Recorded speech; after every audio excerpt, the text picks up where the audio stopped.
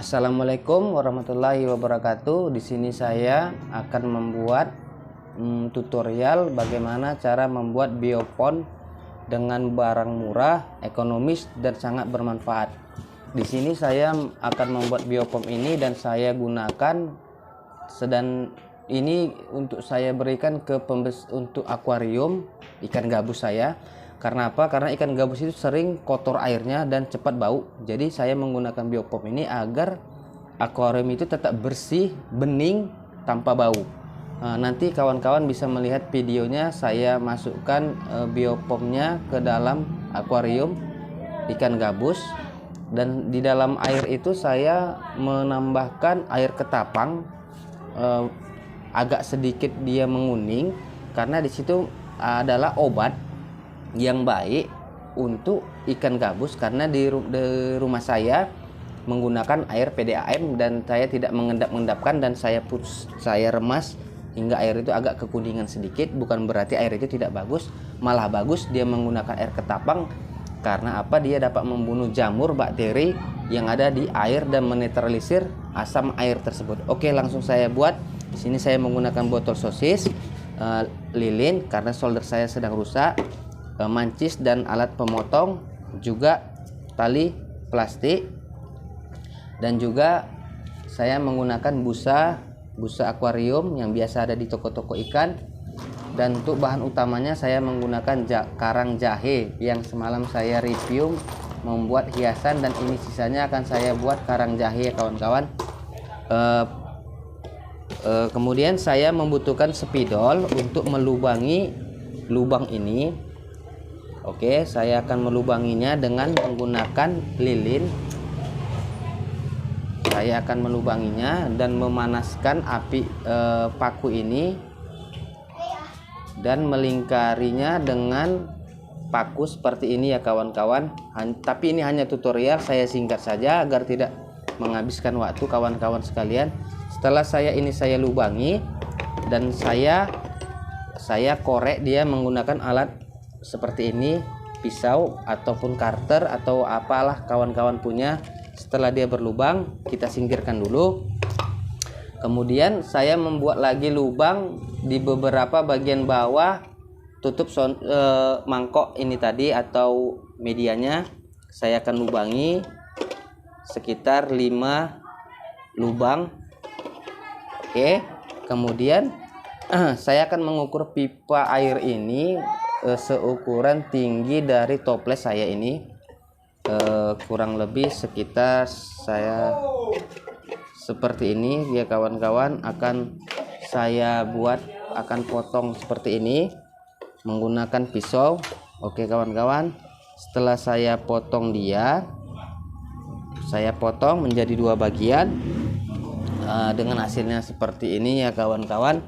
Kemudian saya bakar lagi untuk melubangi agar air dapat terisap di dalam biopom dengan menggunakan alat solder tradisional saya seperti ini kawan-kawan. Setelah saya lubangi di beberapa titik lubang, kawan-kawan bisa lihat ada 4. Kalau kawan-kawan mau membuatnya lebih banyak juga tidak apa-apa ya, tergantung selera kita. Setelah itu langsung saya balutkan busa tadi ke dalam pipa. Kita buat dan kita putar sampai dia agak tipis, yang agar tidak keluar, agar tidak menggembung setelah terkena air ya kawan-kawan. Di sini saya menggunakan tali. Kalau ada kawan-kawan yang mempunyai kawat ataupun kabel T lebih bagus. Tapi saya di sini hanya memiliki tali plastik. Tidak apalah. Tapi ini hanya tutorial, nanti kawan-kawan bisa sempurnakan di rumah. Oke, sini saya menggunakan tali rapia yang tidak kalah kuatnya juga.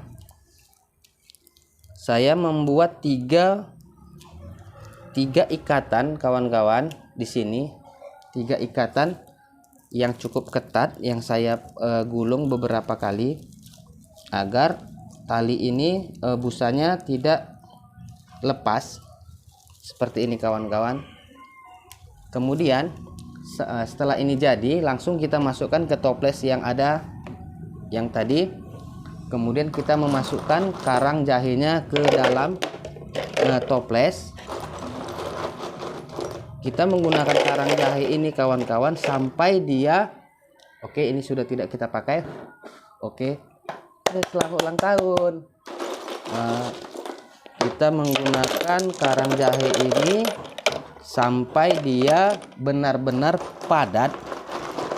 Karang jahe ini berguna sebagai rumah bakteri. Rumah bakteri ini akan menetralkan kotoran dan membersihkan lumut-lumut yang ada di dalam akuarium. Seperti ini karang jahenya.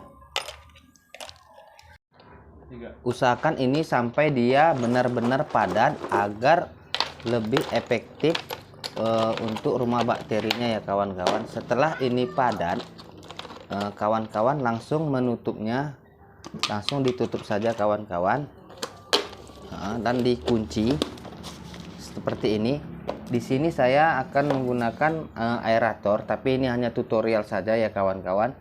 Dan ini ada tutup gelembung aeratornya, cabut saja dan masukkan saja dia ke dalam hingga dia kandas.